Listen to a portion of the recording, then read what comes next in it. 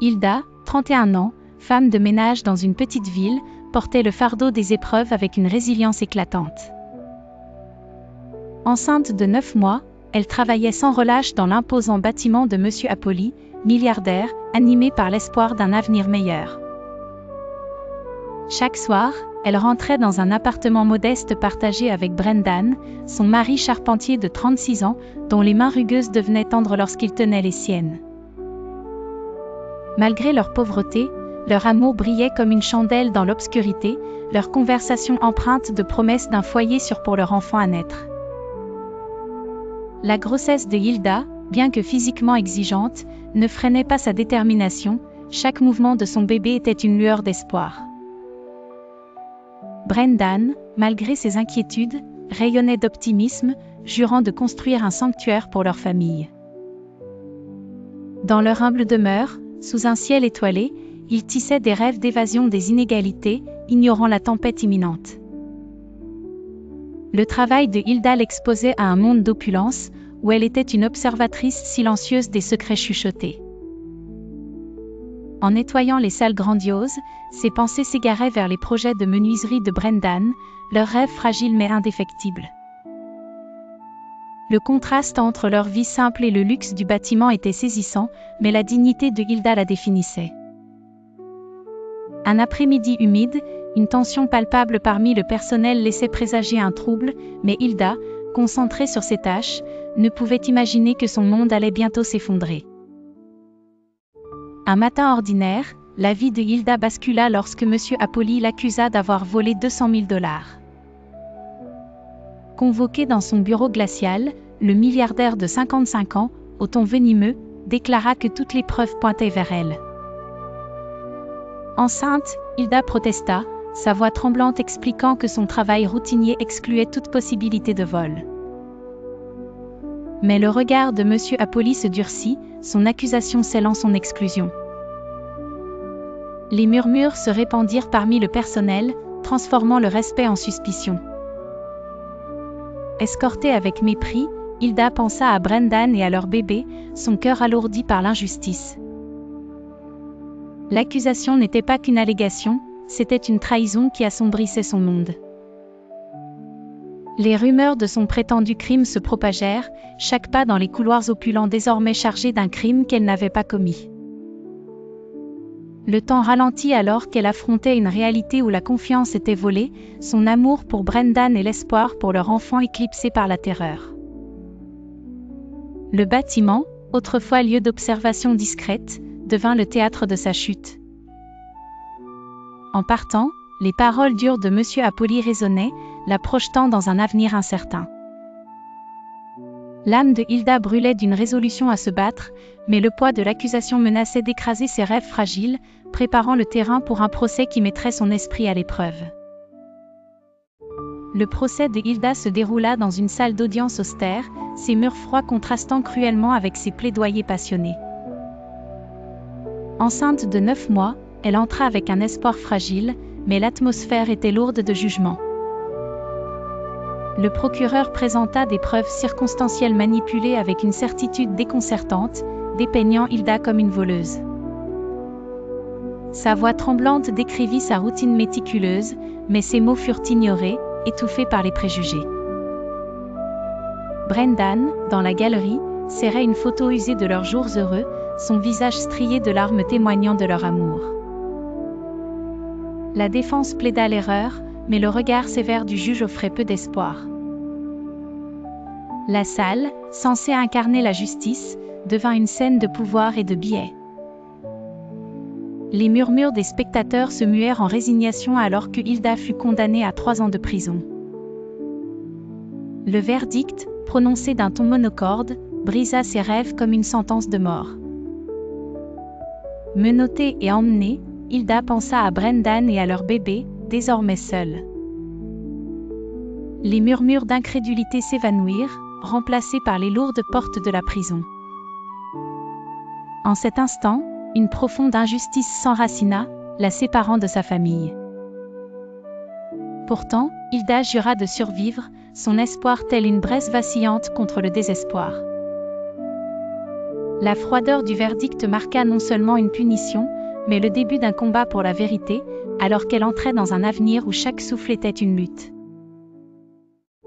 La prison enveloppa Hilda dans un monde de murs de béton et de désespoir, où sa grossesse la rendait à la fois unique et objet de pitié. Dans une cellule exiguë, l'isolement remplaça la chaleur du foyer, les portes claquantes rappelant sa liberté perdue. Hilda s'accrochait aux souvenirs de Brendan et de leur enfant à naître, murmurant des prières pour la justice et leur sécurité. Les codétenus, marqués par leurs propres blessures, offraient une camaraderie fugace, notamment Myriam, une femme âgée dont les yeux portaient des décennies de chagrin et qui partageait sa sagesse. Nos cœurs peuvent encore vagabonder librement. Ces liens fragiles renforçaient la détermination de Hilda. Elle écrivait dans un carnet abîmé, rédigeant des lettres jamais envoyées à Brendan et à son enfant, chaque mot une rébellion contre son destin. Observant les routines carcérales, Hilda notait des détails qui pourraient prouver son innocence, transformant l'adversité en résolution. L'absence de la voix de Brendan et l'idée de son bébé grandissant sans elle était une douleur constante, mais l'espoir perdurait. Les nuits étaient consacrées à imaginer une réunion, les pleurs de son fils symbolisant la possibilité. Les interactions froides du personnel ne pouvaient éteindre son esprit, chaque jour témoignait de son identité de mère aimante. Alors que les mois s'écoulaient, les pensées de Hilda s'envolaient au-delà des murs, portées par des rêves de justice. Sa résilience grandissait, promettant que cette détention n'était pas la fin de son histoire, mais un prélude à la rédemption. 5 jours après sa condamnation, le travail de Hilda commença dans les couloirs sombres de la prison, transformant le désespoir en espoir. Agrippée à une photo de Brendan, elle endura une douleur atroce avec une détermination primale. L'infirmerie, habituellement stérile, devint un sanctuaire lorsqu'une infirmière compatissante offrit du réconfort, sa bienveillance un phare d'humanité. Au fil des heures, Hilda donna naissance à un garçon, son cri perçant promettant que la vie triompherait même dans l'obscurité. Les gardes, d'ordinaire stoïques, s'arrêtèrent, émus, et les yeux de l'infirmière reflétaient un espoir partagé. L'arrivée du bébé changea l'atmosphère, chaque mouvement témoignant de la résilience. Hilda, submergée de joie et de chagrin, savait qu'elle ne pouvait garder son fils en prison. La réalité douce amère de la séparation se mêlait à sa ferme résolution de se réunir. Pendant ces heures tendres, la dureté de la prison s'estompa, remplacée par le pouvoir de l'amour. Le cœur de Hilda souffrait alors qu'elle signait les papiers de garde, confiant son fils à Brendan. Les rassurances douces de l'infirmière faisaient écho à son vœu de lutter pour la liberté. Alors qu'on la ramenait dans sa cellule, les pleurs du bébé persistaient, symbole d'espoir. Dans cette pièce stérile, un nouveau chapitre débuta, promettant que l'amour comblerait le fossé entre confinement et réunion. L'esprit de Hilda, bien que mis à l'épreuve, restait défiant, nourri par le miracle de la naissance de son fils et le rêve d'une famille restaurée. Brendan, désormais père célibataire, affrontait un monde sans Hilda, le cœur lourd de nostalgie. Dans leur maison modeste, la présence de leur fils dans un berceau usé était un symbole d'espoir. Brendan jonglait entre menuiserie et paternité, son atelier devenant un sanctuaire où il insufflait son amour dans chaque coup de ciseau. La solitude pesait, l'absence de Hilda une blessure qui refusait de guérir. Tard dans la nuit, ils berçaient leur fils, chantant des berceuses mêlant chansons folkloriques et vers improvisés, chaque note un serment de préserver leur famille. Les gazouillis du bébé se mêlaient au rythme de son marteau, une symphonie de détermination. Les voisins remarquaient l'héroïsme discret de Brendan, offrant repas et mots gentils, rappel d'une communauté dans la douleur. Chaque planche poncée était une promesse à son fils d'une vie meilleure. Les souvenirs du sourire de Hilda alimentaient son travail, transformant l'adversité en espoir. Le soutien communautaire grandissait, voyant un homme transformé par l'amour et la responsabilité. Brendan imaginait un futur où Hilda reviendrait, leur rire remplissant la maison. Chaque meuble sculpté était un pas vers ce rêve, une mosaïque de résilience. Alors que les saisons changeaient, le cœur de Brendan évoluait, la douleur devenant force.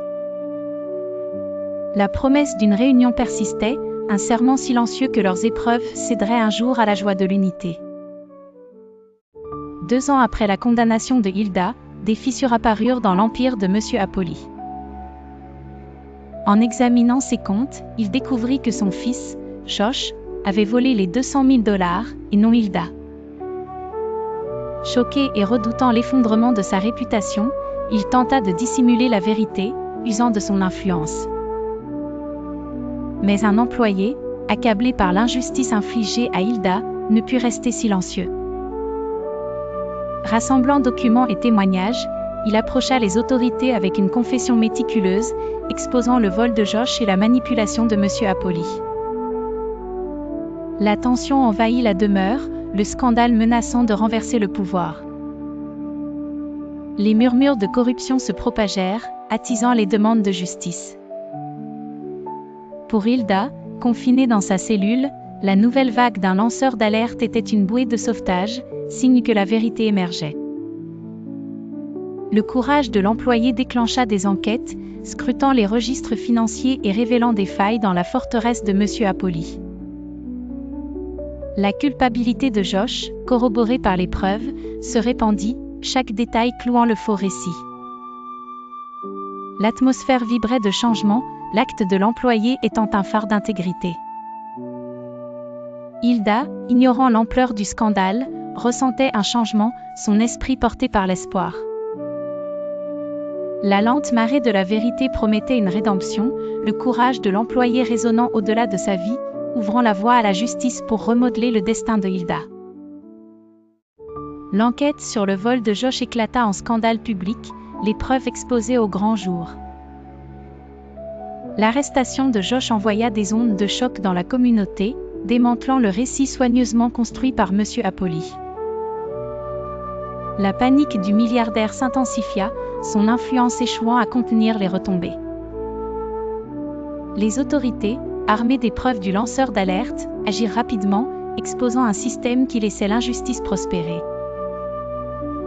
Pour Hilda, les nouvelles de la culpabilité de Josh, murmurées par un garde, étaient une rédemption, son esprit revigoré par la promesse de la vérité.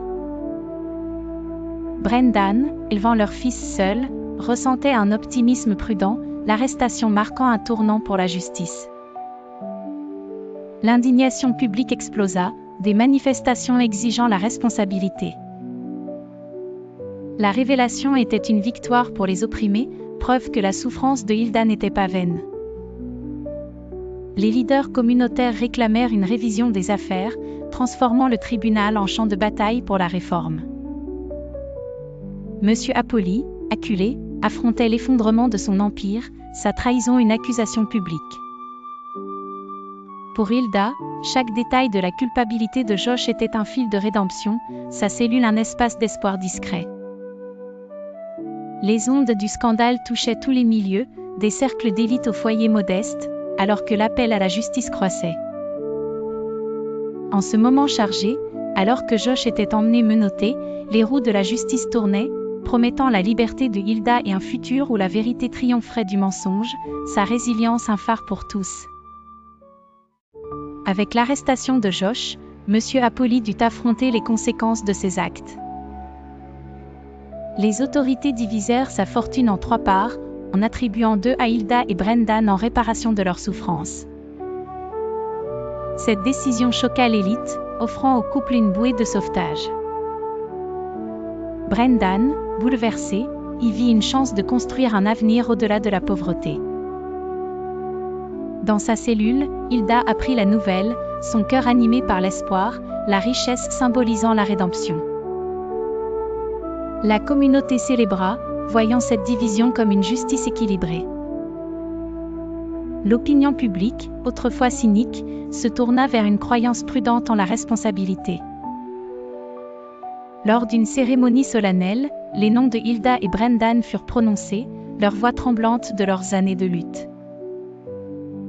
La richesse était plus qu'une sécurité financière, c'était une promesse de guérison. Hilda imaginait un monde où sa famille prospérerait, ses cicatrices s'adoucissant. Brendan planifiait une nouvelle vie, son atelier devenant un lieu de renouveau. La décision envoya un message, nul n'était au-dessus des lois. Pour Hilda, encore enfermée, la nouvelle était un vœu que son épreuve prendrait fin. Le soutien communautaire croissait, leur histoire inspirant des réformes. Alors qu'ils se préparaient à se réunir, la richesse devint un phare, preuve que la résilience pouvait triompher. Leur voyage, marqué par la perte, se transformait en un héritage de courage, chaque pas vers la liberté témoignant du pouvoir durable de l'amour. La libération de Hilda survint à l'aube, dissipant doucement les ombres d'un passé douloureux.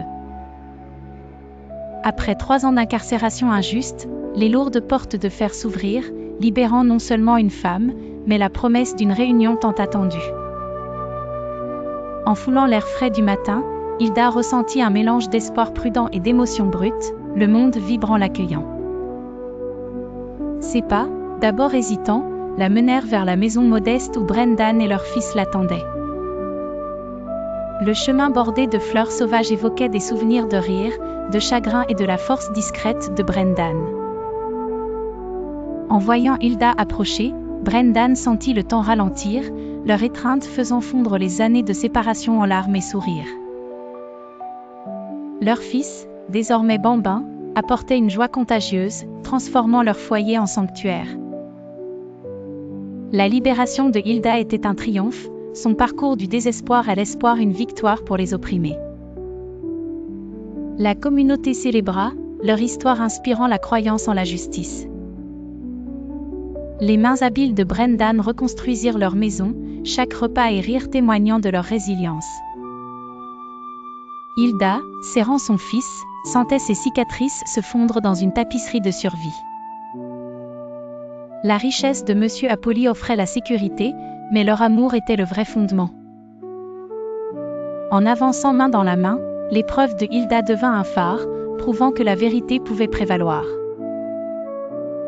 Dans cette aube, leur famille unie laissait les échos de l'injustice s'évanouir dans des harmonies de rédemption, leur histoire promettant un futur d'espoir, d'amour et de nouveaux départs.